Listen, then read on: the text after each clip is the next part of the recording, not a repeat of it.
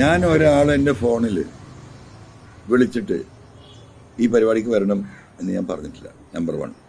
Especially ജനങ്ങളോടല്ല കേട്ടോ, especially party leaders, panchayat മെമ്പർമാർ, block panchayat മെമ്പർമാർ, ഈവൻ ജില്ലാ പഞ്ചായത്ത് മെമ്പർമാർ ഉൾപ്പെടെയുള്ളവരോട് ഞാൻ പറഞ്ഞിട്ടില്ല. ഞാൻ പറഞ്ഞു നിങ്ങൾ ആരും വരണ്ട, ഞാൻ ഒറ്റയ്ക്ക് പ്രസംഗിക്കും. അത് തന്നെയാണ് നമ്മുടെ സ്ട്രാറ്റജി. ഒരു അനലൈസേഷൻ നടക്കട്ടെ. ആരെയും വിളിച്ച് പുറത്തിറക്കി അവരെ പ്രതിസന്ധിയിലാക്കാൻ ഞാൻ ഉദ്ദേശിക്കുന്നില്ല. ഒരാളും അവരുടെ എന്താ പറയുക ഇപ്പം നിൽക്കുന്ന ഈ സാഹചര്യത്തിൽ നിന്ന് പുറത്തു വന്ന് എനിക്ക് പിന്തുണ നൽകണമെന്ന് ഞാൻ പറയാത്തതിന് പല കാരണങ്ങളുണ്ട്. അതിലൊരു കാരണം ഇപ്പോൾ ഈ നടന്നുകൊണ്ടിരിക്കുന്ന സംവിധാനം, ഇപ്പോൾ ഗവൺമെൻറ് തെരഞ്ഞെടുപ്പ് വരാൻ പോവുകയാണ്, പഞ്ചായത്ത്. അപ്പോൾ അതിന് മുമ്പ് ആ കാര്യങ്ങൾ എങ്ങനെ ചെയ്യണം എന്നുള്ളൊരു ആലോചനയാണ്. ഇന്ന് ഞാൻ ഇപ്പോൾ ഇവിടുന്ന് തീരുമാനിച്ചാൽ 25 പഞ്ചായത്ത് LDF ആയിരുന്നു പോകും. നിലമ്പൂർ മാത്രമല്ല. ഇനി അത് പാർട്ടി അങ്ങനെ ഒരു വെല്ലുവിളിക്ക് വരികയാണെങ്കിൽ ഞാൻ അതിന് തയ്യാറാണ്. പോകും. മലപ്പുറം ജില്ലയിൽ പല സ്ഥലത്തും പോകും.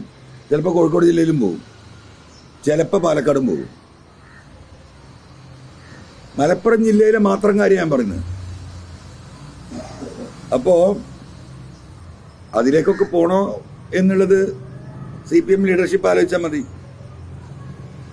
എൻ്റെ മെക്കെട്ട് കയറി പറഞ്ഞുകൊണ്ടേയിരിക്കുമ്പോൾ ഞാൻ തിരിച്ചു പറഞ്ഞുകൊണ്ടേയിരിക്കും. ഇപ്പോൾ ബഹുമാനപ്പെട്ട LDF കൺവീനർ ഇപ്പോൾ പറഞ്ഞത് എന്താണ്? പാർട്ടി പറഞ്ഞത് അനുസരിച്ച്. ഞാൻ പാർട്ടി പറഞ്ഞത് അനുസരിച്ചതാണല്ലോ.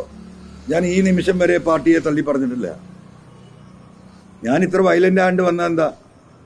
ബഹുമാനപ്പെട്ട മുഖ്യമന്ത്രിയെ ഈ രാഷ്ട്രീയ പ്രതിസന്ധിയിൽ നിന്ന് കേരളത്തിലുണ്ടായിട്ടുള്ള പോലീസിങ്ങിൻ്റെ ഭാഗമായി ഇടതുപക്ഷ പ്രവർത്തകർക്കും കമ്മ്യൂണിസ്റ്റ് പ്രവർത്തകർക്കും പൊതുപ്രവർത്തകർക്കും ഉണ്ടായ മോശമായ അനുഭവങ്ങൾ, വിഷമങ്ങൾ, പ്രയാസങ്ങൾ, അതിലൂടെ പാർട്ടിക്കുണ്ടായ തളർച്ച, അതിന് കാരണക്കാരായ പോലീസ്, ഈ വിഷയത്തിൽ ഇടപെടണമെന്നാണ് ഞാൻ പറഞ്ഞത്. അപ്പോൾ അതിനെ അഡ്രസ്സ് ചെയ്യാതെ എന്നെ കള്ളനാക്കാനാണ് മുഖ്യമന്ത്രി വന്നത്. അത് ഞാൻ സഹിക്കുമോ? പിന്നെ ഇപ്പോൾ പാർട്ടി സെക്രട്ടറി, ജില്ലാ സെക്രട്ടറി കഴിഞ്ഞ 2 ദിവസമായിട്ട് ശ്രമിച്ചുകൊണ്ടിരിക്കുന്നത് എന്താണ്? എന്നെ മതവർഗീയവാദിയാക്കാനുള്ള പരിശ്രമമാണ്. നിങ്ങളൊരു കാര്യം മനസ്സിലാക്കണം. സംസ്ഥാന സെക്രട്ടറി എന്നെ പുറത്താക്കുന്നത് വൈകുന്നേരം 2:30 മണിക്ക് തുടങ്ങിയ പത്രസമ്മേളനം 3:30 തീരുന്നത്. അവസാനമാണ് അദ്ദേഹം പറയുന്നത്.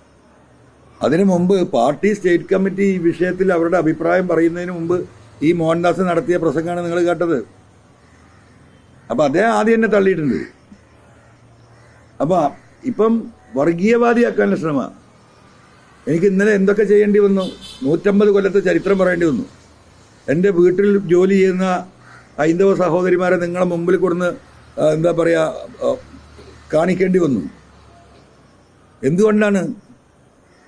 എൻ്റെ ചെറുപ്പത്തെ എൻ്റെ മുലകുടി ബന്ധം വരെ നമ്മൾക്കിവിടെ പറയേണ്ടി വന്നു. അതൊക്കെ പറയിപ്പിക്കുന്ന ആരാ? ഇപ്പം CPMൻ്റെ ലീഡർഷിപ്പാണ്. ഞാൻ ആദ്യം പറഞ്ഞിട്ടുണ്ട്, ഞാൻ ഈ പറഞ്ഞതിൽ ഒതുങ്ങി നിൽക്കുകയാണ്. ഇനി ഇത് അതിലപ്പുറത്തേക്ക് കേസും കൂട്ടവും ജയിലിലടക്കം വരട്ടെ, നമുക്ക് നോക്കാം.